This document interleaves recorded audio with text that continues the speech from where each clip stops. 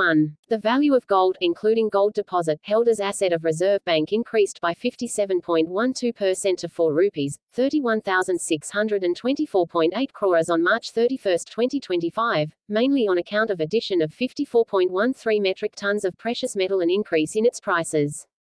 The value of gold held as asset of banking department was 2 rupees, 74,714.27 crores on March 31, 2024.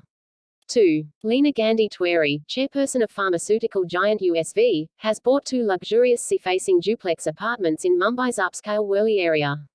The deal is worth 639 crore rupees, making it the most expensive residential property sale ever recorded in India. The price works out to over 2.83 lakh rupees per square foot on carpet area. 3. Suzlon Energy Limited on Thursday released its fiscal fourth quarter earnings report with profit at 1,180.98 crore rupees.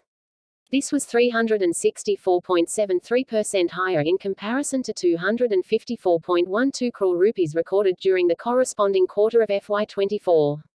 4. U.S. Trade Court blocked Trump's reciprocal tariffs from going into effect, ruling that the president overstepped his authority by imposing across-the-board duties on imports from nations that sell more to the United States than they buy. 5. The Reserve Bank of India announced that its balance sheet for the financial year ended March 31, 2025 increased by 8.20% on year to 76.25 lakh rupees crores against 70.47 lakh rupees crores on March 31, 2024. The RBI's balance sheet reflects its activities related to currency issuance, monetary policy, and reserve management. 6. According to Agriculture Ministry, India's food grain production rose by 6% to a record 353.2 million ton (MT) in the 2024-25 crop year, July to June, compared to previous year because of a significant rise in rice, wheat, pulses and oilseed output.